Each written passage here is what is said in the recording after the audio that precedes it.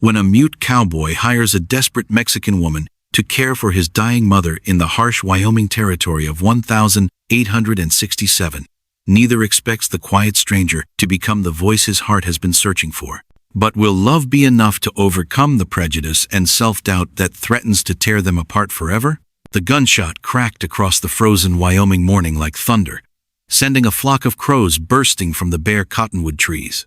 Jacob Hartwell lowered his rifle and watched the wounded coyote limp away into the sagebrush, knowing he should have aimed better, but somehow glad he hadn't killed it. Death seemed to follow him everywhere these days, and he was tired of being its helper.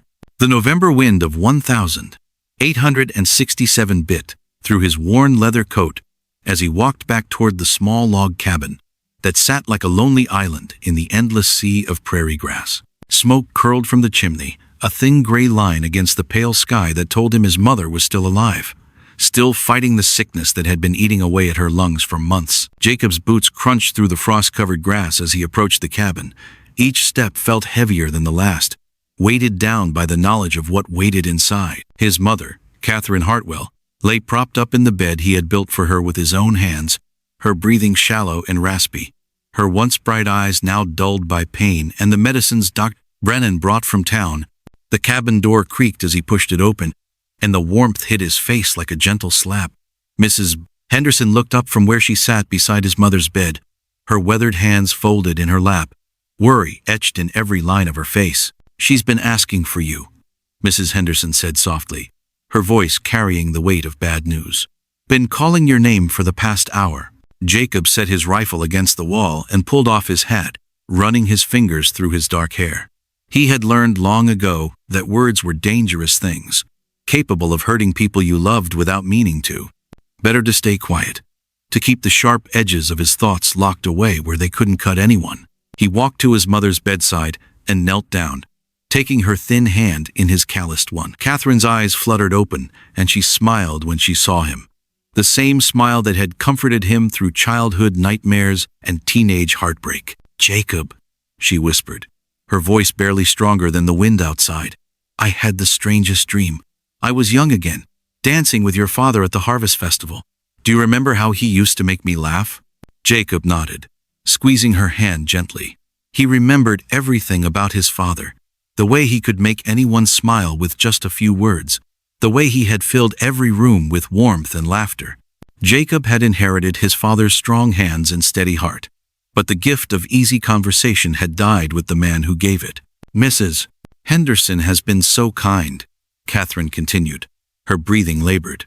"But I know she has her own family to tend to. I worry about being a burden." "You're not a burden, Mama," Jacob said, the words scraping past his throat like sandpaper. They were some of the first words he had spoken in days, and even these few felt like lifting stones. Mrs. Henderson cleared her throat, and Jacob looked up to see her shifting uncomfortably in her chair.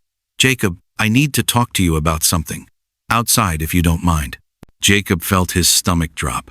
He kissed his mother's forehead and followed Mrs. Henderson out onto the small porch, where the wind immediately began working its way through his shirt. "I can't keep coming every day, Mrs.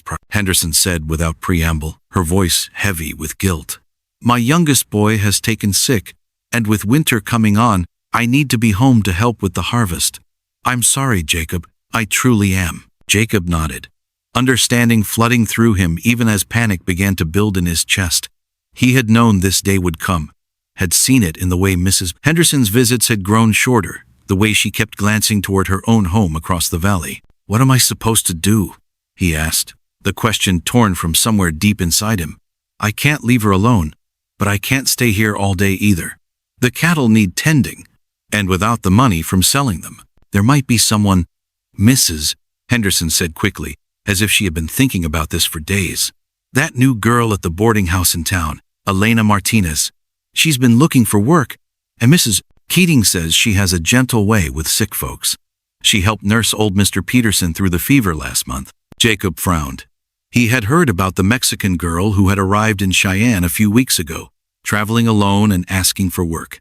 In a town where most people looked at strangers with suspicion, a young woman with dark skin and an accent had not been welcomed with open arms. "She's different," Mrs. Henderson continued carefully. I know some folks in town have opinions about that, but she's clean and honest, and she needs the work. Might be perfect for both of you. Jacob looked out across the prairie, where the morning sun was beginning to burn off the frost. The idea of bringing a stranger into their home, of trusting his mother's care to someone he had never met, made his chest tight with worry. But what choice did he have? Can you bring her out here? He asked. So I can meet her? Mrs. Henderson's face brightened with relief. I'll go to town this afternoon and ask her. If she's willing, I'll bring her by tomorrow morning. That evening, Jacob sat beside his mother's bed, watching her sleep. The cabin felt too quiet, filled with the weight of all the things he couldn't say. Outside, the wind rattled the windows and whispered through the gaps in the logs, sounding like voices from another world. Catherine stirred, opening her eyes and looking directly at him. You're worried about something, she said, her voice stronger than it had been all day. Mrs. Henderson can't keep coming, Jacob admitted. I'm going to have to find someone else to help take care of you. A stranger? Catherine asked, and Jacob heard both fear and curiosity in her voice. A woman from town. Mexican, Mrs. Henderson says. She's been helping other sick folks. Catherine was quiet for a long moment, her breathing the only sound in the room. Then she reached out and took his hand, her fingers surprisingly warm. Sometimes God sends us help in ways we don't expect, she said softly. Your father used to say that angels don't always have white wings and golden hair. Sometimes they come looking like ordinary people, carrying kindness instead of harps. Jacob squeezed her hand, wishing he had inherited even a fraction of his parents' faith. All he had was worry and the growing certainty that he was about to fail the person who mattered most to him. Outside, a coyote howled in the distance, the sound lonely and wild. Jacob thought about the wounded animal he had let escape that morning, wondered if kindness was always the right choice, or if sometimes you had to be cruel to prevent greater suffering. His mother's breathing grew steady and deep, and Jacob knew she had fallen asleep again. He sat in the darkness, listening to the wind and trying to imagine what tomorrow would bring. Somewhere in town, a stranger named Elena Martinez was probably lying in her small room at the boarding house, unaware that her life was about to become tangled with his, in ways neither of them could predict. The fire in the stove crackled and popped, casting dancing shadows on the walls.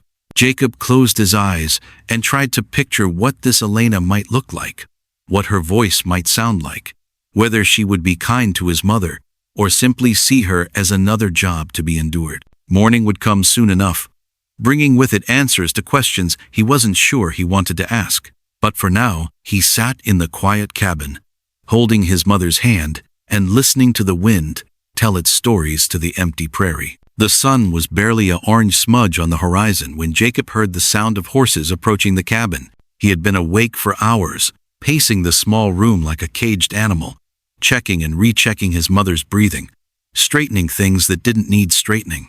Now, as the hoofbeats grew louder, his heart began to pound against his ribs.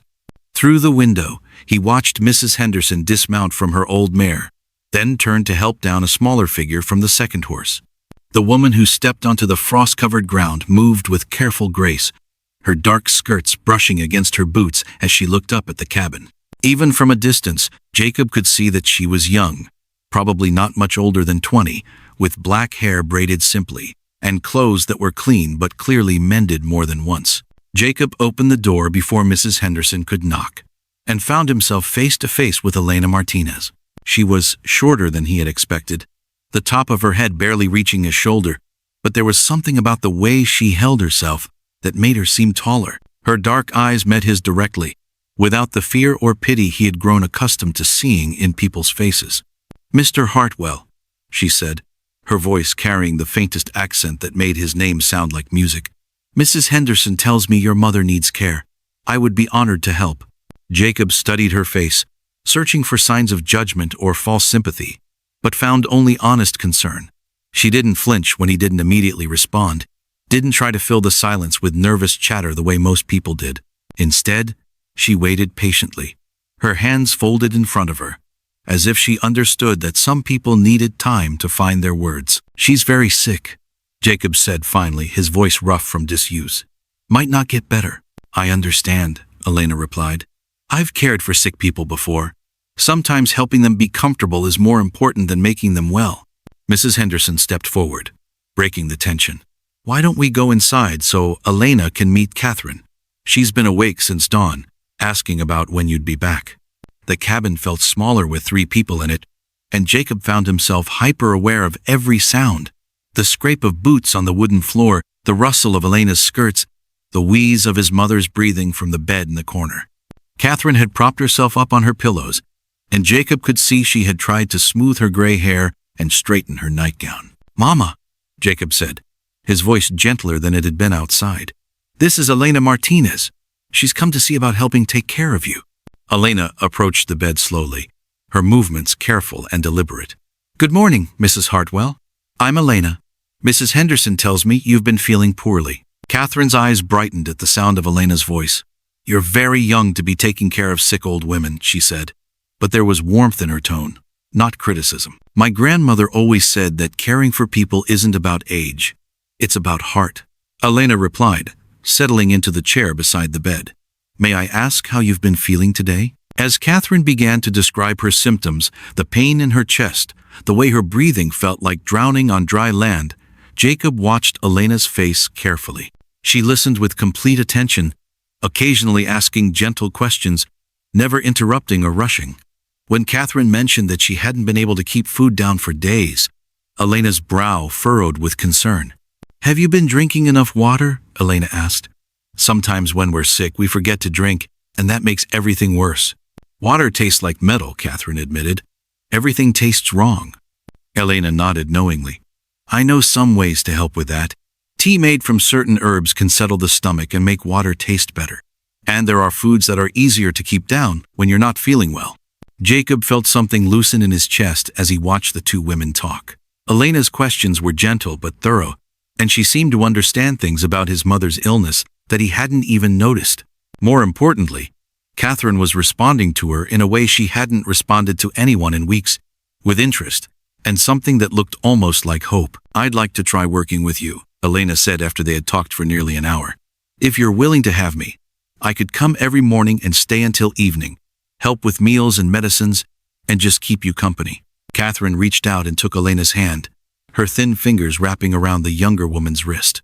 "I think I'd like that very much. It gets lonely here with just Jacob, and he's got so much work to do."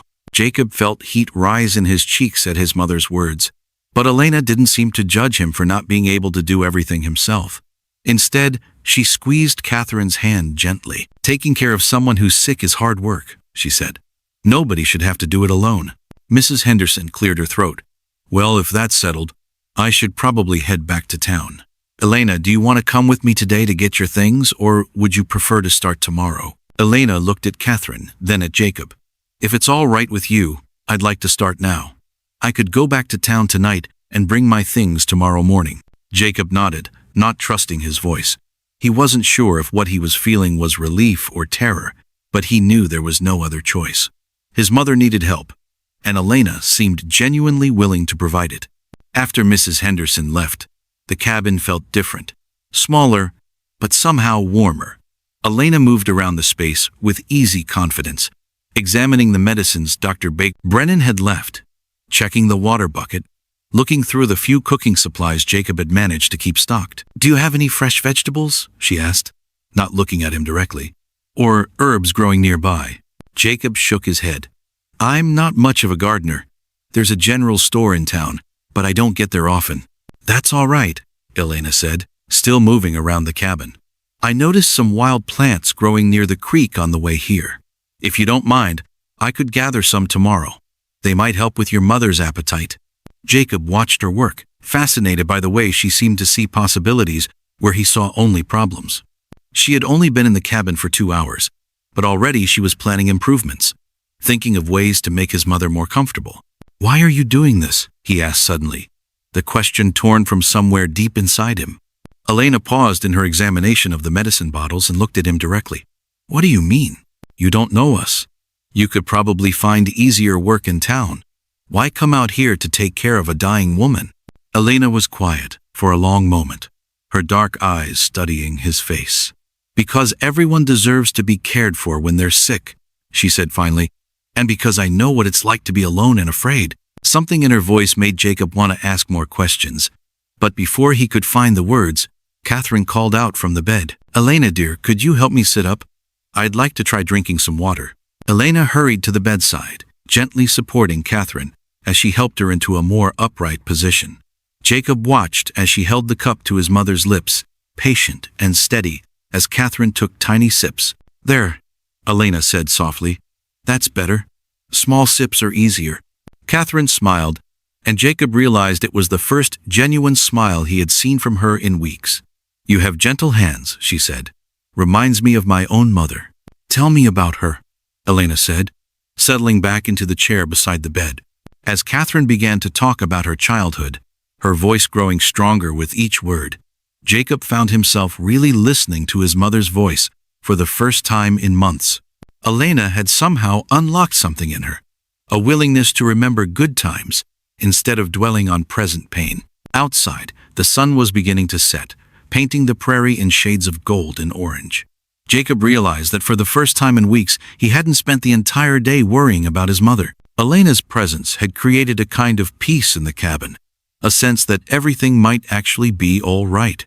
But as he watched Elena laugh at something his mother had said, Jacob felt a different kind of worry beginning to build in his chest. Elena was beautiful and kind and clearly too good for a life of isolation on the Wyoming prairie. How long would it be before she realized she had made a mistake? How long before she packed up her few belongings and disappeared back to whatever life she had left behind? The thought of losing her, of returning to the silence and fear that had filled the cabin before she arrived, made Jacob's throat tight with panic. He had only known her for a few hours, but already he couldn't imagine facing his mother's illness without her steady presence, her gentle voice, her ability to find hope in the smallest things. As darkness fell over the prairie, Jacob lit the oil lamp and began to prepare for Elena's departure. Tomorrow she would return with her belongings, and their real life together would begin. He just hoped he would be strong enough to deserve the gift she was offering, and wise enough not to drive her away with his own fears and inadequacies. Elena's scream pierced the pre-dawn darkness as she burst through the cabin door, her nightgown torn and muddy, blood streaming from a gash on her forehead. Jacob bolted upright from his makeshift bed on the floor, his heart hammering as he saw her stumble and fall to her knees just inside the doorway.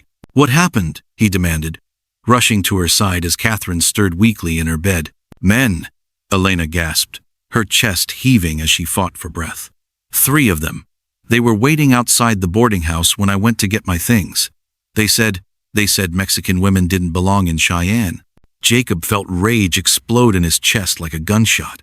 He helped Elena to a chair, his hands shaking as he examined the cut on her forehead. It wasn't deep, but it was bleeding freely, and he could see bruises forming on her arms where rough hands had grabbed her. Did they follow you here? He asked, already moving toward his rifle.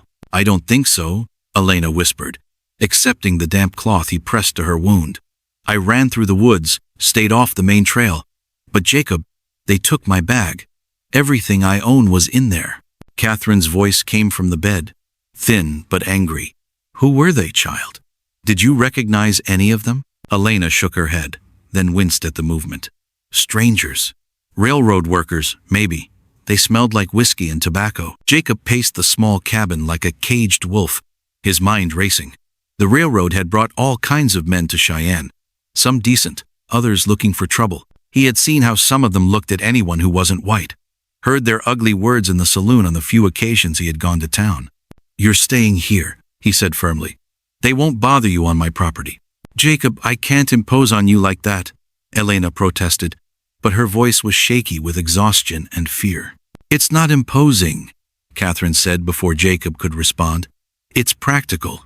You'll be safer here, and I'll have someone to talk to during the long nights. As the sun rose, painting the cabin in warm golden light, Jacob helped Elena settle into the small alcove where he usually slept. She had protested, but he insisted she needed rest after her ordeal. He would sleep on the floor. It wasn't the first time, and it wouldn't be the last. Over the following days, Elena's presence in the cabin changed everything in ways Jacob hadn't expected.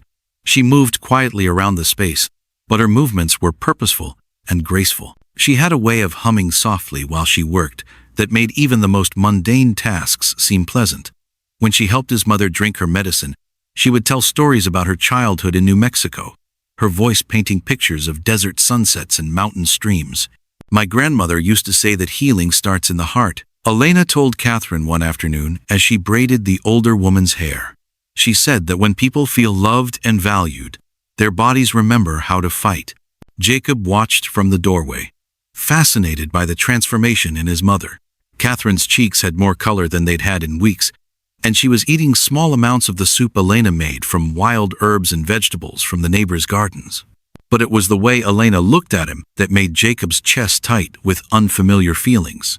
She didn't seem to expect him to fill the silence with chatter. Instead, she would catch his eye across the room and smile, as if sharing a private joke. When he did speak, she listened with complete attention, never interrupting or trying to finish his thoughts. "You're good with her," Elena said one evening as they sat on the porch after Catherine had fallen asleep. "She talks about you constantly when you're outside working." Jacob felt heat rise in his cheeks. "I'm not good with words like she is. Never have been." "Words aren't everything," Elena replied, her voice gentle.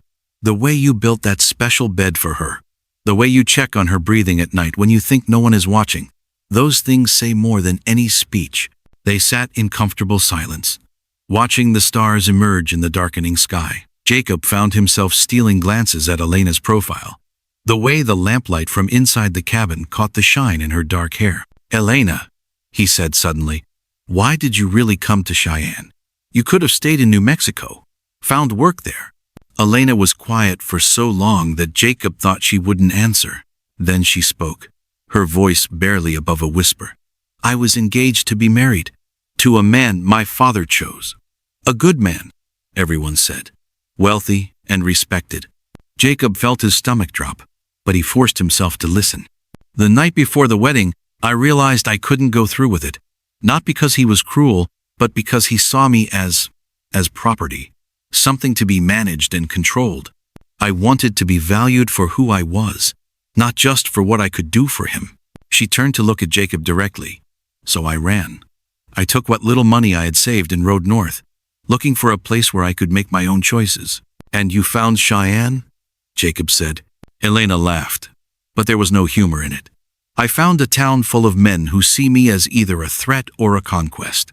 Until I came here, I was beginning to think I had made a terrible mistake." "And now?" Jacob asked, his heart pounding. "Now I think maybe I found exactly what I was looking for," Elena said softly. "A place where I can be useful, where I can care for people who need me, where I can be myself." Jacob wanted to tell her that she was more than useful, that she had brought light into a house that had been dark for too long. But the words stuck in his throat, too big and important to risk saying incorrectly. Instead, he reached out and took her hand, threading his fingers through hers.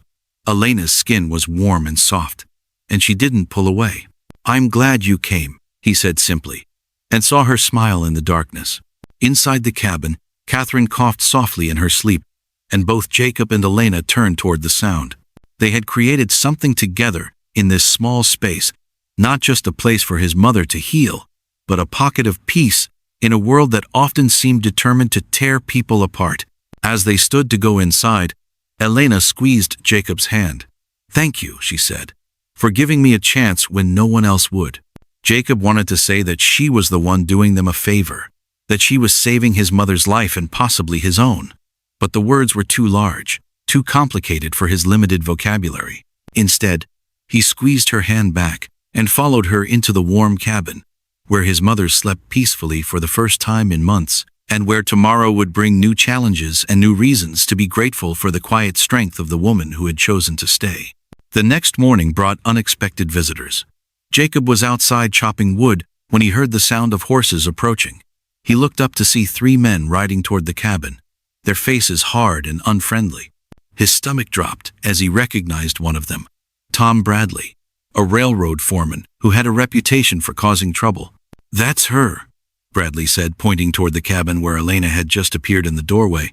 "That's the Mexican girl who's been stirring up problems in town." Jacob set down his axe and moved to stand between the men and the cabin. "What do you want?" "We want her gone," Bradley said, his voice cold. She's been filling the other Mexican workers with ideas about better wages and treatment. That kind of talk is bad for business. Elena works for me, Jacob said, his voice steady despite the fear growing in his chest. She doesn't work for the railroad. She works for you now, Bradley said with a nasty smile. But word is she's been talking to our workers on her trips to town, telling them they deserve better treatment, that they should stand up for themselves. Jacob glanced back at Elena, who was standing in the doorway with his mother visible behind her. Catherine looked frightened but determined, and Jacob knew she would defend Elena just as fiercely as he would. Elena has a right to talk to whoever she wants, Jacob said, his hand moving closer to the gun at his belt. Not when it interferes with railroad business, Bradley replied. We're giving you one warning, Hartwell. Get rid of her, or we'll make sure you both regret it. The men rode away, leaving Jacob standing in the yard with his heart pounding and his mind racing. He had known that Elena's presence would attract attention, but he hadn't realized how much danger she might be in simply for being herself. That evening, as they sat around the small table eating dinner, Jacob told Elena about the confrontation. Her face went pale, but her voice remained steady. I've been talking to the Mexican workers, she admitted. They're being treated badly, paid less than the white workers for the same job. I just told them they had the right to ask for fair treatment. That's not your fight, Jacob said, but even as he said it, he knew it wasn't true. Elena couldn't help but fight for what was right, even when it put her in danger. It is my fight, Elena said firmly. Those men have families, children. They deserve to be treated with dignity. Catherine reached across the table and took Elena's hand. You have a good heart, child. But sometimes having a good heart can get you into trouble with people who don't want things to change. I know, Elena said softly. But I can't pretend I don't see injustice just because speaking up makes some people uncomfortable. Jacob felt a surge of admiration for Elena's courage, mixed with terror at the thought of what might happen to her if she continued to speak out. He had seen what men like Bradley were capable of, and he knew they wouldn't hesitate to hurt Elena if they thought she was causing problems. Maybe you should stay away from town for a while, he suggested, just until things calm down. Elena nodded, but Jacob could see the frustration in her eyes. She wasn't someone who backed down from fights, especially when she believed she was fighting for something important. As they prepared for bed, Jacob found himself watching Elena more carefully than usual. She moved around the cabin with her usual grace, but he could see the tension in her shoulders, the way her eyes kept drifting toward the windows. Are you scared? He asked quietly. Elena paused in her task of banking the fire. Yes, she said honestly, but not for myself. I'm scared for the workers who don't have anyone to speak up for them. I'm scared for your mother, who needs care that I might not be able to provide if something happens to me. Nothing's going to happen to you, Jacob said, his voice fierce with determination. I won't let it. Elena looked at him for a long moment, and Jacob saw something in her eyes that made his heart skip. It wasn't just gratitude or friendship. It was something deeper, something that promised a future he had never dared to imagine. I believe you, she said softly, and that's why I'm not going to run. Not this time. The blizzard hit Cheyenne like a living thing, howling and clawing at the windows of the small cabin with winds that seemed determined to tear it apart. Jacob woke to the sound of something heavy slamming against the outer wall, and when he peered through the frost-covered glass, he could see nothing but a wall of white that erased the world beyond their doorstep. How long has it been snowing? Elena asked, appearing at his shoulder with a shawl wrapped around her nightgown. Started around midnight, Jacob replied, his breath visible in the cold air. This is bad. Real bad. Elena moved to check on Catherine, who was awake but seemed more alert than she had been in days. How are you feeling this morning? Elena asked, pressing her hand to Catherine's forehead. Better, actually, Catherine said, surprising them both. Maybe it's the storm, but I feel like I can breathe easier. Jacob felt a surge of hope, but he pushed it down. He had learned not to trust good days. They had a way of turning bad without warning. Instead, he focused on the practical problems the storm was creating. We need to check on the animals, he said, pulling on his heavy coat. If the wind keeps up like this, it could bring down the shelter I built for them. Jacob, you can't go out in this, Elena protested, moving to stand between him and the door. You'll get lost before you make it 20 feet. The cattle will die if I don't check on them, Jacob said firmly. And if they die, we won't have any money to live on come spring. Elena's dark eyes flashed with frustration. And if you die, what good will the money do anyone? The argument was interrupted by a sound that made all three of them freeze, the sharp crack of splintering wood from somewhere outside. Jacob grabbed his rifle and moved to the window, trying to see through the swirling snow. There, Elena said, pointing to a dark shape moving near the barn. Is that one of your cows? Jacob squinted through the storm and saw what she was pointing at. 3 of his cattle had broken free from their shelter and were wandering in the open, their dark shapes barely visible against the white backdrop. If they weren't rounded up soon, they would wander off and freeze to death. I have to go, Jacob said, checking his rifle and making sure his knife was secure in his belt. Then I'm coming with you, Elena said, already reaching for her coat. Absolutely not, Jacob said, his voice harder than he intended. You stay here with Mama. Jacob Hartwell, you listen to me, Elena said, her voice taking on a tone he had never heard before. Those animals are how we survive. All of us. If you go out there alone and something happens to you, your mother and I will both be dead by spring. Jacob started to argue, but Elena cut him off. I grew up on a ranch. I know how to handle cattle, and I know how to survive in bad weather. You need help, and I'm the only help you have. Catherine's voice came from the bed, weak but determined. Take her with you, Jacob. Elena's right. You can't do this alone. Jacob looked from his mother to Elena, seeing the same stubborn determination in both their faces. He knew Elena was right, but the thought of putting her in danger made his stomach twist with fear. All right, he said finally, but you stay close to me. No matter what happens, you don't leave my side. Elena nodded and began pulling on her warmest clothes. Jacob watched her move with efficient purpose, tying a scarf around her face and securing her coat against the wind. She looked small and fragile, but he was beginning to understand that Elena's strength wasn't always visible on the surface. They stepped out into the storm together, and Jacob immediately understood why Elena had insisted on coming. The wind was so strong it nearly knocked him off his feet, and the snow was falling so thickly that he could barely see his own hands. Without someone to help guide the cattle, he would have been trying to do an impossible job alone. There, Elena shouted over the wind, pointing toward a dark shape near the creek. One of them is heading for the water. Jacob nodded and began moving in that direction, with Elena close behind him.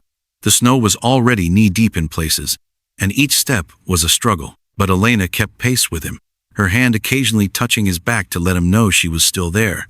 The first cow was easy to catch. It was standing beside the frozen creek, confused and frightened. Jacob grabbed its halter while Elena positioned herself to guide it back toward the barn. But as they began to move, the animal balked, pulling against Jacob's grip with surprising strength.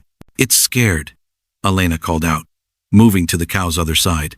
Let me try something. She began talking to the animal in Spanish, her voice calm and soothing despite the howling wind. Jacob couldn't understand the words, but he could hear the gentleness in her tone. Amazingly, the cow began to calm down, allowing them to guide it towards safety. How did you do that? Jacob asked as they secured the first animal in the barn. Animals understand tone more than words, Elena explained, brushing snow from her hair. My father taught me that. He said that if you speak with kindness, most creatures will trust you. They found the second cow near the vegetable garden, trying to dig through the snow to find grass. This one was more cooperative, following them back to the barn without much resistance. But the third cow was nowhere to be found. Maybe it went back to the shelter on its own, Elena suggested. But Jacob shook his head. That one's always been stubborn. It probably wandered off toward the river.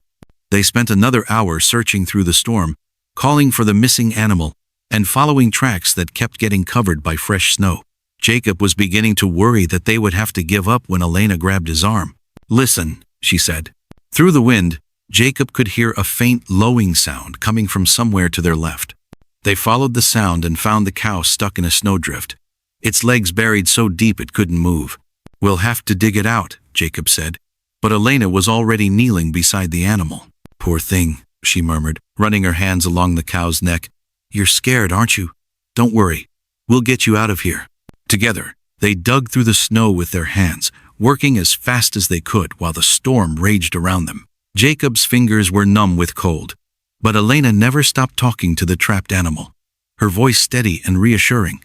Finally, they freed the cow's legs, and it struggled to its feet with a grateful moo. But as they began to lead it back to the barn, Jacob realized they had a new problem. He wasn't sure which direction they had come from. "Do you know the way back?" he asked Elena, trying to keep the panic out of his voice.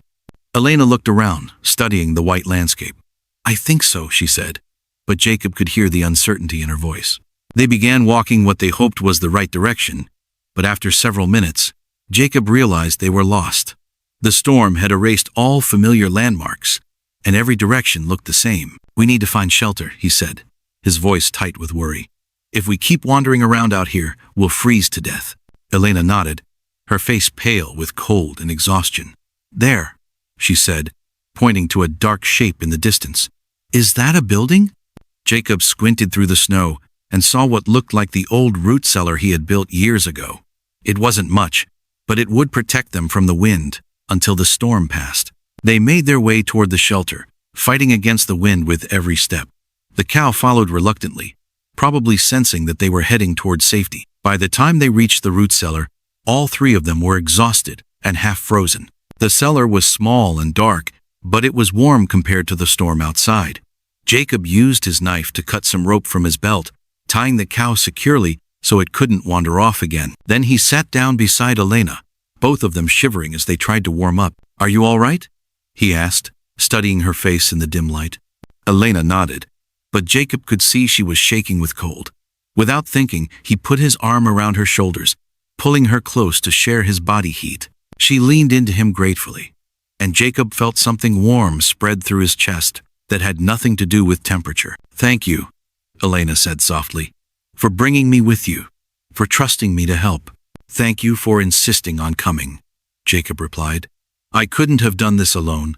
They sat in comfortable silence, listening to the storm rage outside. Jacob was aware of Elena's warmth against his side, the way her hair smelled like the herbs she used in her cooking, the steady rhythm of her breathing. "Jacob," Elena said suddenly, "can I ask you something?" "Of course. Why did you stop talking? I mean, really stop talking to people?" Jacob was quiet for a long moment, considering his answer. "My father died when I was 22, he said finally. "Right before he died, we had a fight about the ranch, about whether I was working hard enough. The last words I said to him were angry ones." Elena's hand found his in the darkness. "I'm sorry." After that, I kept thinking about all the times I had said the wrong thing, all the ways I had disappointed him. It seemed safer to just stop. Words can hurt people, and I didn't want to hurt anyone else. "But silence can hurt people too," Elena said gently. "Your mother misses hearing your voice. She told me that sometimes she feels like she's losing you bit by bit." Jacob felt a stab of guilt. "I don't know how to be the man she needs me to be. I don't know how to be the son my father wanted." "Maybe you don't have to be," Elena said. "Maybe you just have to be yourself." Jacob turned to look at her, and in the dim light of the root cellar, he saw something in her eyes that made his heart race. It wasn't pity or judgment. It was understanding, acceptance, and something that looked like love. "Elena," he said, his voice rough with emotion. "Yes? I think I'm falling in love with you." Elena's breath caught, and for a moment, Jacob thought he had said too much, revealed too much. But then she smiled, and it was like the sun breaking through storm clouds. "I think I'm falling in love with you too," she said softly. Jacob leaned down and kissed her, and Elena kissed him back, with a warmth that chased away the cold and the fear and the loneliness he had carried for so long. When they broke apart, both of them were smiling. Outside, the storm continued to rage, but inside the small root cellar, something beautiful was beginning to grow. Jacob held Elena close, and realized that sometimes the most important journeys happened not across great distances, but within the quiet spaces of the heart. When the storm finally passed, they made their way back to the cabin with the rescued cow, both of them changed by what they had shared in that small, dark space. Catherine took one look at their faces and smiled, understanding without words that something precious had been born in the heart of the blizzard. The elegant stranger in the expensive coat stood on their porch like a dark omen, his polished boots gleaming in the morning sun as he knocked firmly on the cabin door. Jacob's blood turned to ice when he saw the man's face, sharp features, cold eyes, and the kind of confidence that came from never being told no. "I'm looking for Elena Martinez," the stranger announced when Jacob opened the door. "I am Ricardo Vasquez, and I have traveled a very long way to find her." Elena appeared behind Jacob, her face going pale as she recognized the voice. "Ricardo," she whispered, her hands trembling as she gripped the doorframe. "My dear Elena," Ricardo said, his voice smooth as silk but with an edge that made Jacob's skin crawl. "Did you really think you could run from me forever? Your father is worried sick, and I have been searching for you since your unfortunate departure." Jacob stepped protectively in front of Elena, his jaw clenched. "She doesn't want to see you." Ricardo's eyes flicked over Jacob dismissively, taking in his worn clothes and calloused hands. "And you are?" "Jacob Hartwell. This is my property, and Elena is under my protection." A cruel smile played at Ricardo's lips. "Protection? From what? A life of comfort and respectability? I'm offering Elena everything a woman could want. A beautiful home, fine clothes, a place in society. What can you offer her? This?" He gestured toward the modest cabin with obvious disdain. Elena found her voice, stepping beside Jacob. "I don't want those things, Ricardo. I told you that before." "You were confused," Ricardo said, his tone becoming patronizing. "Young women often get foolish ideas about independence. But I'm prepared to forgive your little adventure. We can still be married. Still have the life your father planned for you." "No," Elena said firmly, though Jacob could see the fear in her eyes. "I won't marry you. I won't go back to New Mexico." Ricardo's facade of patience began to crack. "You will come with me, Elena. Your father has given me permission to bring you home by whatever means necessary. You belong to our family, and I won't let you throw away your future for some cowboy." Jacob felt rage building in his chest. "Elena belongs to herself. She's made her choice." "Has she?" Ricardo reached into his coat and pulled out an official-looking document. "This is a marriage contract, signed by Elena's father. In the eyes of the law, she is already promised to me. If she refuses to come willingly, I can have her brought back by force." Elena's face went white. "That's not legal here. This is Wyoming Territory, not New Mexico. Legal matters can be complicated," Ricardo said with a cold smile, "especially for someone with no money for lawyers. But I'm a reasonable man. I'm willing to make this easy for everyone." He turned to Jacob, his eyes calculating. "I'll pay you for your trouble. $500 for the inconvenience of losing your housekeeper." Jacob's hands clenched into fists. "Get off my property." "I think you misunderstand the situation," Ricardo said, his voice turning dangerous. "I didn't come alone." As if summoned by his words, two rough-looking men appeared from behind the cabin, their hands resting on their gun belts. Jacob recognized the type, hired thugs who would do anything for money. "Now," Ricardo continued, "Elena can come with me peacefully, or we can make this difficult for everyone. The choice is yours." Elena stepped forward, her chin raised defiantly. "I choose Jacob. I choose this life. I choose freedom." Ricardo's face darkened with anger. "You foolish girl. You're throwing away everything for nothing. Do you think this man will marry you? Do you think he can give you children, security, a real future?" "Yes," Jacob said firmly, surprising everyone, including himself. "I do." The words hung in the air like a challenge. Ricardo's eyes narrowed, and Jacob could see him calculating his next move. "Well," Ricardo said finally, "this is unexpected. Are you proposing to my fiancé, Mr. Hartwell?" Jacob looked at Elena, seeing hope and fear warring in her eyes. He had planned to wait to court her properly, but circumstances had forced his hand. "Yes," Jacob said, his voice growing stronger. "Elena, will you marry me?" Elena's eyes filled with tears, but she was smiling. "Yes, Jacob. Yes, I will." Ricardo's face twisted with rage. "This is ridiculous. Elena, you can't possibly be serious. What kind of life can this man give you? Look at this place. It's barely better than a shack. You'll be poor, isolated, forgotten. I'll be free," Elena said simply. "I'll be loved for who I am, not for what I can provide. That's worth more than all your money."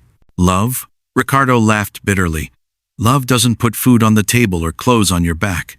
Love doesn't give you a place in society or children who won't be ashamed of their parents." Jacob felt something snap inside him. "Get out," he said, his voice deadly quiet. "Get out now. Before I do something we'll both regret." Ricardo studied Jacob's face and apparently decided he was serious. "Very well. But this isn't over, Elena. Your father will hear about this, and he won't be pleased. Don't expect to ever see your family again."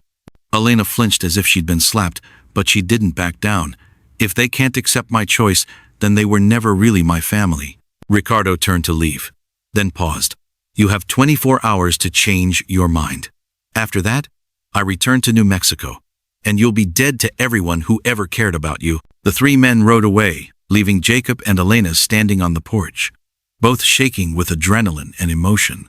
Elena collapsed into Jacob's arms, and he held her tightly, feeling her tears soak through his shirt. "I'm sorry," she whispered. "I'm so sorry. I've brought this trouble to you and your mother." "No," Jacob said firmly, stroking her hair. "You've brought joy to us. That man, he's the trouble, not you." Catherine's voice came from inside the cabin, weak but determined. "Bring her in here, Jacob. We need to talk." Jacob led Elena inside, where Catherine was sitting up in bed, looking more alert than she had in weeks. She held out her arms, and Elena went to her, accepting the comfort of the older woman's embrace. "Child," Catherine said softly, "do you really want to marry my son? Not because you're scared, but because you love him." Elena nodded, wiping her eyes. "I love him more than I thought possible, but I don't want to trap him into marriage because of my problems." "You're not trapping me," Jacob said, kneeling beside the bed. "I've been wanting to ask you for weeks. I wasn't sure I had the right." Catherine smiled, reaching out to take both their hands. "Then we have a wedding to plan." And quickly, from the sound of it. Over the next few hours, they made hasty preparations. Mrs. Henderson was summoned to witness the ceremony, and Dr. Brennan agreed to perform the service. It wasn't the wedding Elena had dreamed of as a girl, but as she looked at Jacob's face, she knew it was exactly what she wanted. The ceremony was simple but meaningful. Elena wore her best dress, the one she had been saving for special occasions, and Jacob had borrowed a clean shirt from Dr. Brennan. Catherine, propped up in bed with pillows, served as the unofficial coordinator, making sure everything was perfect. "Do you, Jacob Hartwell, take Elena Martinez to be your wife?" Dr. Brennan asked. "I do," Jacob said, his voice strong and clear. "I promise to love you, protect you, and value your voice for as long as I live." "Do you, Elena Martinez, take Jacob Hartwell to be your husband?" "I do," Elena said, her voice trembling with emotion. "I promise to love you, support you, and help you find your voice when you need it most." They exchanged simple gold bands that Jacob had bought in town weeks ago, hoping for this moment. When Dr. Brennan pronounced them husband and wife, Jacob kissed Elena with all the love and hope he had been holding back. But even as they celebrated, Jacob couldn't shake the feeling that Ricardo's threat was far from empty. Men like him didn't give up easily, and Jacob knew they would need to be careful in the days to come. As the sun set on their wedding day, Jacob and Elena sat on the porch, her head resting on his shoulder. They were married now, bound together by love and law. But Jacob knew their real challenges were just beginning. "Are you sorry?" he asked quietly. "About your family, I mean." Elena was quiet for a long moment. "I'm sad," she said finally. "But I'm not sorry. Some prices are too high to pay, even for family. And besides," she added, squeezing his hand, "I have a new family now." Jacob kissed the top of her head, breathing in the scent of her hair. "We'll face whatever comes together." "Together," Elena agreed, and Jacob felt some of his fear ease. Whatever Ricardo planned, whatever challenges lay ahead, they would meet them as husband and wife, united in love and purpose. Inside the cabin, Catherine smiled as she listened to their quiet conversation. Her son had found his voice and his heart, and she had gained a daughter she already loved. Whatever time she had left, she would spend it knowing that Jacob would not be alone when she was gone. The stars emerged one by one in the darkening sky, and the prairie wind whispered through the grass with promises of tomorrow. Jacob and Elena sat in comfortable silence, their hands intertwined, ready to face whatever the future might bring. Dr. William Morrison arrived at dawn like a storm cloud, his black medical bag bouncing against his hip as he dismounted from his expensive horse. His sharp eyes surveyed the Hartwell cabin with obvious disapproval, taking in the simple construction and modest surroundings before settling on Jacob, who had emerged to meet him. "Mr. Hartwell, Dr. Morrison said, his voice carrying the authority of someone accustomed to being obeyed. "I've received word that your mother is being treated by an untrained Mexican woman. This is highly irregular and potentially dangerous." Jacob felt his jaw tighten. "Elena is my wife now, and she's done more for my mother than any doctor ever has." Dr. Morrison's eyebrows shot up. "Your wife? Good heavens, man. What were you thinking?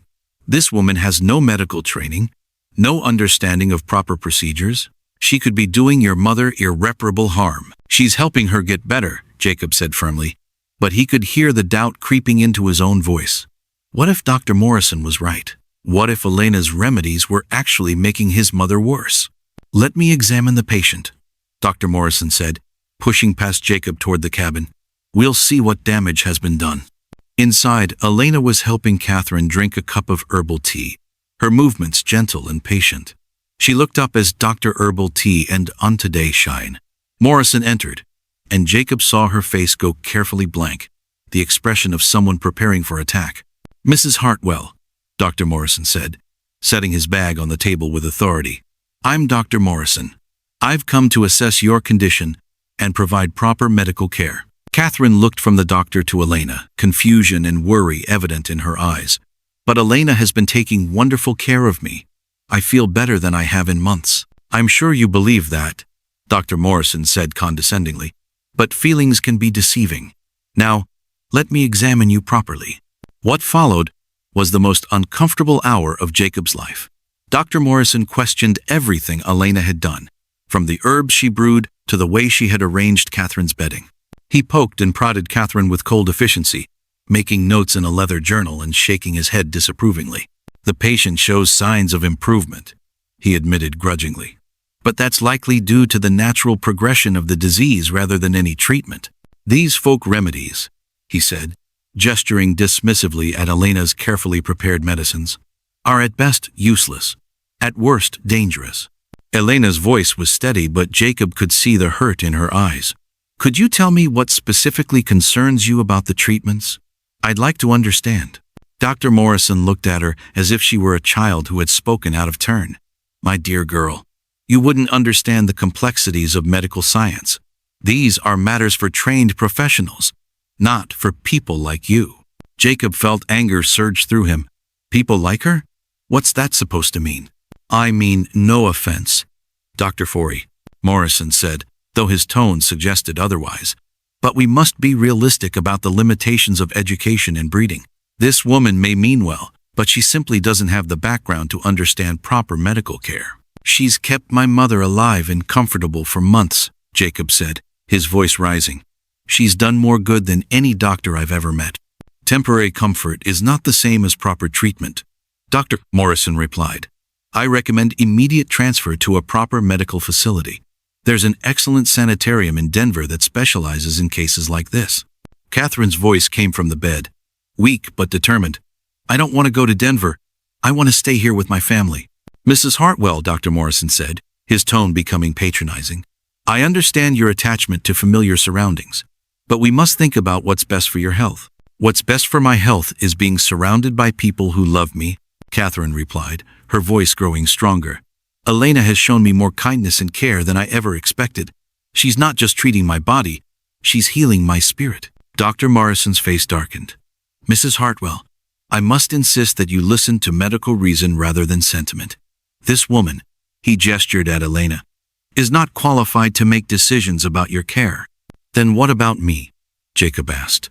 "Am I qualified to make decisions about my own mother?" "You're her son, yes, but you're also clearly influenced by your feelings for this woman. You're not thinking clearly about what's best for your mother."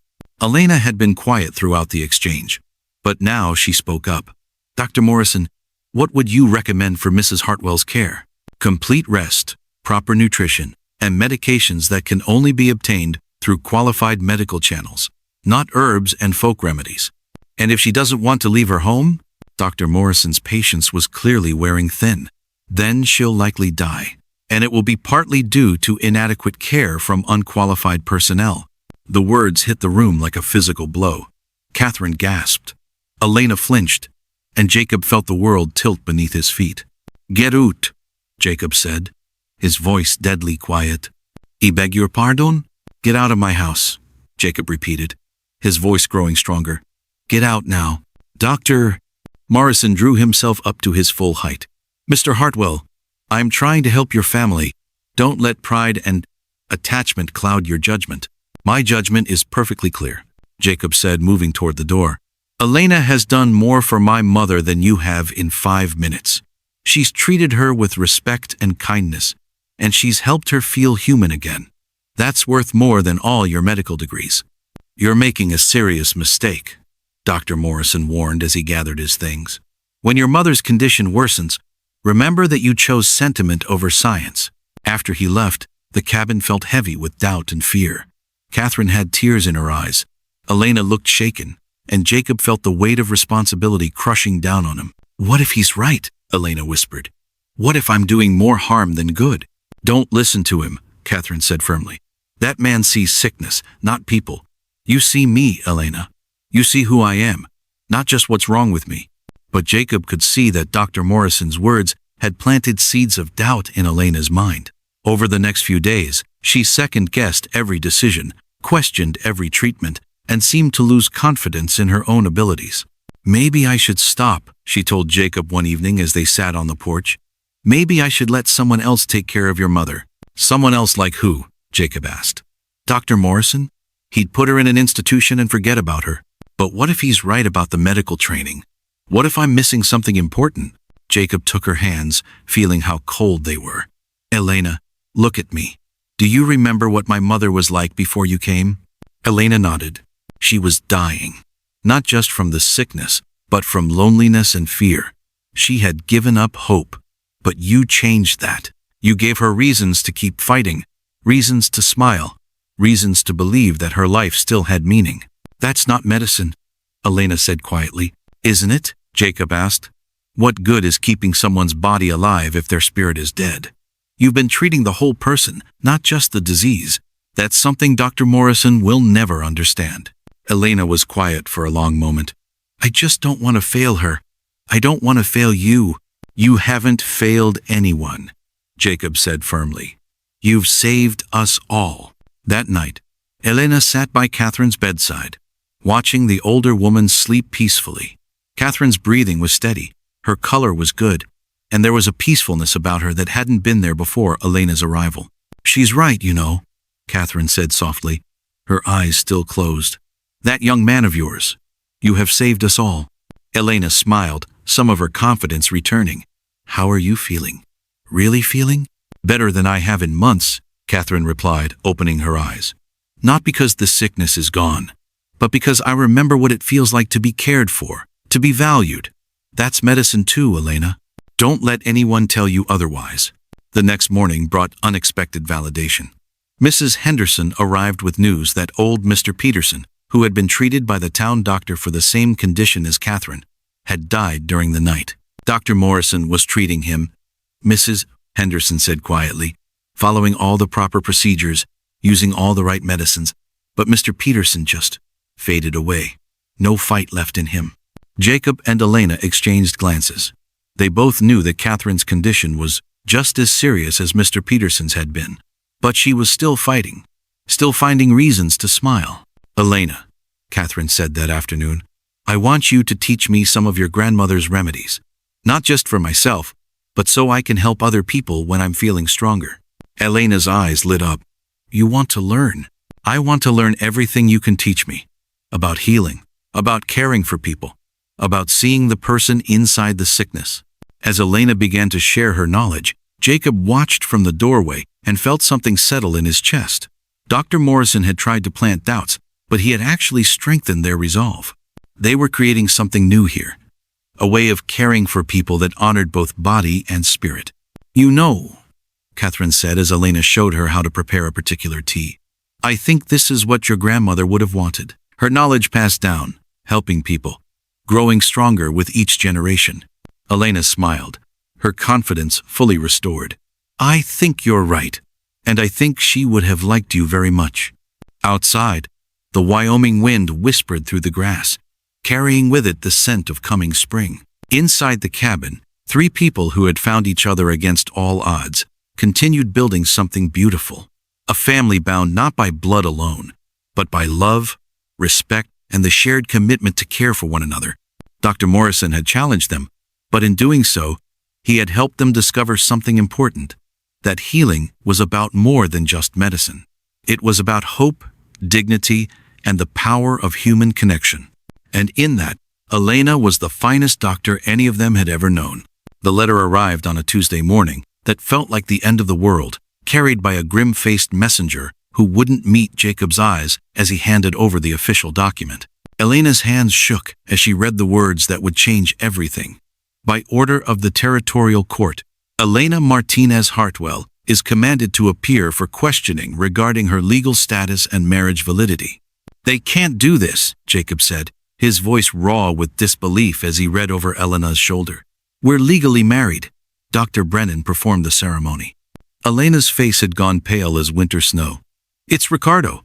He's found a way to challenge our marriage. Look at this part. They're questioning whether I had the legal right to marry without my father's permission. Catherine struggled to sit up in her bed, her eyes blazing with an anger that seemed to give her strength. That's ridiculous. You're a grown woman, not a child. Not according to the laws Ricardo is using, Elena said, her voice hollow. In New Mexico Territory, unmarried daughters are considered under their father's authority until they marry with his consent. Jacob felt the world tilting beneath his feet. But we're in Wyoming Territory. Different laws apply here. The letter says they're investigating whether my presence here constitutes fleeing a legal obligation. Elena continued reading. If they decide our marriage isn't valid, I could be forced to return to New Mexico. The hearing was scheduled for the following week in Cheyenne, and Elena spent the days leading up to it in a state of quiet terror. She tried to continue caring for Catherine as if nothing had changed, but Jacob could see the fear eating away at her confidence. What if they decide against us? She asked him one evening as they sat on the porch, watching the sunset paint the sky in shades of orange and pink. Then we'll fight it, Jacob said firmly. We'll find a way. With what money? With what lawyer? Ricardo has resources we can't match. Jacob took her hand, feeling how cold her fingers were, despite the warm evening. We have something he doesn't have. We have the truth. The morning of the hearing, Jacob helped Elena dress in her best clothes, the simple blue dress she had worn to their wedding, carefully mended and pressed. She looked beautiful but fragile, like a bird preparing to fly into a storm. Whatever happens, Jacob said as they prepared to leave for town, remember that you're my wife, not because a court says so, but because we chose each other. Catherine, who had insisted on coming despite her weakness, sat wrapped in blankets on the wagon seat. That man thinks he can buy justice, she said, her voice fierce with determination. But some things can't be bought. The courthouse in Cheyenne was packed with curious onlookers, drawn by the unusual case of a Mexican woman challenging a wealthy man's claim. Jacob felt their stares like physical weight as he walked Elena to the defendant's table. Ricardo sat across the aisle with his expensive lawyer, his face showing supreme confidence. He caught Elena's eye and smiled coldly, as if the outcome was already decided. Judge Harrison, a stern man with graying hair and sharp eyes, called the court to order. This is a hearing to determine the validity of a marriage between Elena Martinez and Jacob Hartwell, and to address claims that the defendant fled legal obligations in New Mexico Territory. Ricardo's lawyer, a smooth-talking man named Peterson, presented his case with practiced ease. Your Honor, my client has a valid marriage contract signed by Elena Martinez's father, making her legally promised to Mr. Vasquez. Her flight to Wyoming and subsequent marriage constitute breach of contract and potentially criminal abandonment.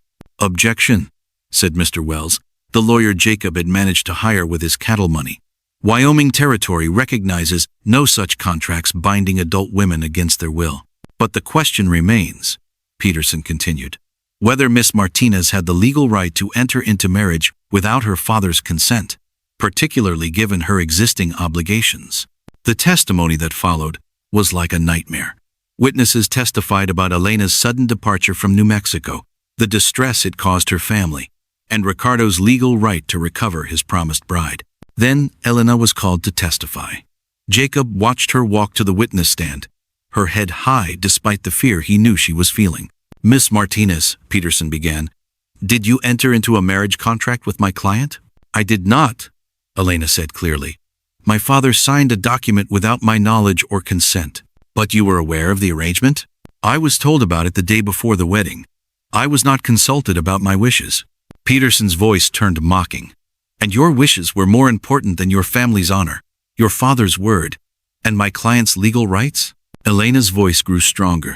"My wishes were about my own life, my own future. I believe I have the right to choose who I marry, even if that choice breaks legal agreements and causes financial harm to others." "Yes," Elena said simply, "because I am a person, not property to be traded." The courtroom erupted in murmurs, some approving, others shocked by her boldness. Jacob was called next, and he spoke about their relationship, their marriage, and Elena's care for his mother. His words were simple but heartfelt, and several people in the courtroom seemed moved by his obvious love for his wife. Then Catherine was helped to the witness stand, her frail body supported by Jacob's arm. Peterson objected to her testimony, claiming she was too ill to be reliable, but Judge Harrison allowed her to speak. "I am dying," Catherine said, her voice weak but clear. "In my final months, Elena has shown me more kindness than I ever expected. She has treated me not as a burden, but as a person worthy of care and respect. If you send her away, you will be destroying not just her happiness, but the life of someone who brings healing wherever she goes." Peterson tried to discredit Catherine's testimony, but her dignity and obvious sincerity made his attacks seem cruel. The final witness was Dr. Brennan, who testified about performing the marriage ceremony and his belief that Elena had freely chosen to marry Jacob. "In my opinion," Dr. Brennan said, "Elena Martinez is a woman of strong character who made a difficult but necessary choice to escape an unwanted marriage. Her subsequent marriage to Jacob Hartwell was entered into freely and with full understanding of the commitment involved." When the testimony ended, Judge Harrison called a recess to consider his decision. Jacob, Elena, and Catherine waited in the small room behind the courtroom, holding hands and praying for justice. "Whatever happens," Elena said quietly, "I want you to know that these have been the happiest months of my life. You've both given me something I never had before, the feeling of being valued for who I am." "Don't talk like it's over," Jacob said fiercely. "We're not giving up." When court resumed, Judge Harrison's expression was grave. This case presents a conflict between different legal traditions and different views of women's rights. However, this court operates under Wyoming Territory law, which recognizes the right of adult women to enter into marriage contracts of their own free will. Jacob felt his heart stop. "Furthermore," the judge continued, "while Mr. Vasquez may have suffered disappointment, there is no evidence that Miss Martinez entered into any binding agreement. The contract was signed by her father without her knowledge or consent, making it invalid in this jurisdiction." Elena's hand tightened on Jacob's. "Therefore, this court finds that the marriage between Elena Martinez and Jacob Hartwell is valid under Wyoming Territory law. Mrs. Hartwell is free to remain with her husband, and no legal obligation exists for her to return to New Mexico." The courtroom erupted in cheers and boos. Elena collapsed into Jacob's arms, sobbing with relief, while Catherine smiled through her tears. Ricardo stormed out of the courtroom, his face black with rage, but Jacob barely noticed. Elena was his wife, legally and completely, and no one could take her away from him. As they walked out of the courthouse together, Elena squeezed Jacob's hand. "We did it," she whispered. "We actually did it." "We did it together," Jacob replied, and realized that somewhere in the process of fighting for their love, he had found his voice again. The first snow of winter was falling like a blessing on the Wyoming prairie, covering the Hartwell cabin in a blanket of white that made the whole world look clean and new. Inside, Elena sat beside Catherine's bed, both women working on a quilt that would soon welcome a new member of their family. "I can't believe it," Catherine said, her voice filled with wonder as she watched Elena's hands rest protectively on her rounded belly. "A grandchild. I never thought I'd live to see this day." Elena smiled, her face glowing with happiness despite her fatigue. "The baby will know its grandmother, I'll make sure of that. Jacob entered the cabin, stamping snow from his boots and carrying fresh wood for the fire. His face lit up when he saw the two women working together, their voices soft with contentment. "How are you feeling?" he asked Elena, kneeling beside her chair to press his hand against her belly. "Happy," Elena said simply. "Tired, but happy." The baby moved under Jacob's palm, and his eyes widened with wonder. "Does it hurt when it moves like that?" "Not hurt," Elena said, laughing softly. "It feels like hope moving around inside me." Catherine set down her needle and looked at the young couple with tears in her eyes. "I need to tell you both something. Dr. Brennan was here yesterday while you were in town." Jacob's smile faded. "What did he say?" "He said I probably won't live to see spring," Catherine said calmly. "The sickness is spreading faster now."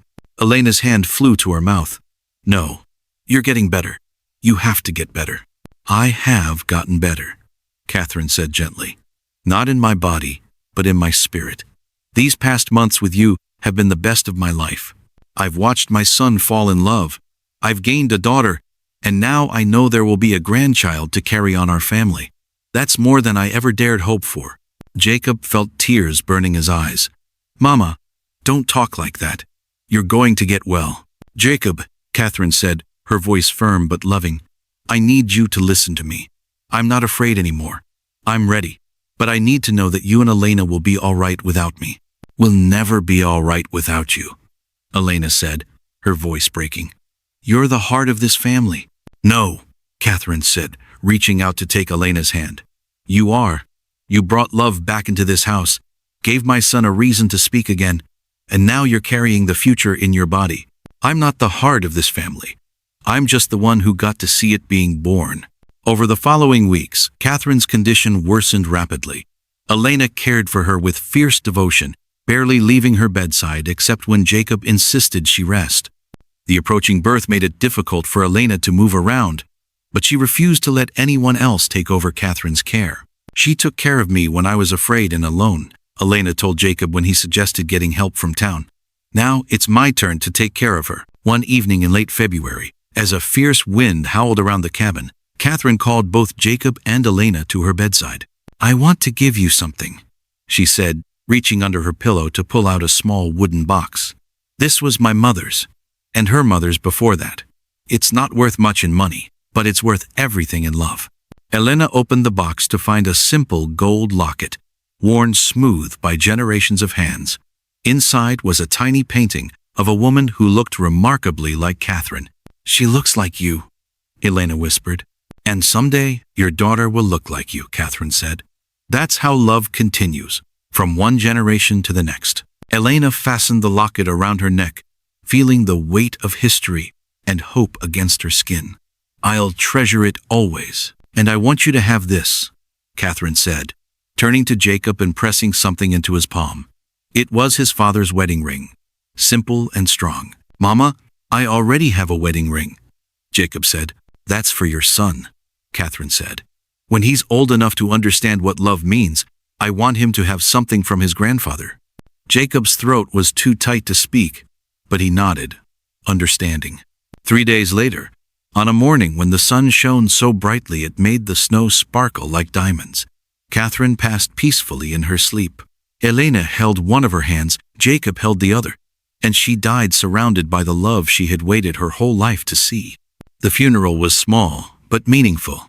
Dr. Brennan spoke about Catherine's kindness and strength. Mrs. Henderson shared memories of her generosity, and Jacob found the words to thank his mother for giving him life twice, once when she bore him, and again when she welcomed Elena into their family. "She taught me that love isn't something you wait for," Jacob said, his voice steady despite his tears. "It's something you choose, something you build, something you fight for. She fought for our happiness until her last breath, and that's a lesson I'll never forget." Elena stood beside him, her hand in his, her other hand resting on her belly where their child grew. She had learned from Catherine that family wasn't just about blood. It was about choosing to love someone completely, accepting them as they were, and helping them become who they were meant to be. As they walked home from the cemetery, Elena felt the baby move strongly, as if it knew that its grandmother's spirit would always be with them. The cabin felt different without Catherine's presence, but it wasn't empty. It was full of memories, full of love, and full of hope for the future. She was right, Elena said, as they sat by the fire that evening. Love does continue from one generation to the next. Our baby will know about its grandmother, about the woman who brought us together and taught us what family really means. Jacob pulled Elena close, feeling her warmth against his side and the gentle movement of their child between them. And our child will know that love is worth fighting for, worth choosing, worth everything. Outside, the Wyoming wind sang through the grass, carrying with it the promise of spring and new beginnings. Inside the cabin, two people who had found each other against all odds prepared to welcome new life into the world, carrying with them the love and wisdom of the woman who had made their happiness possible.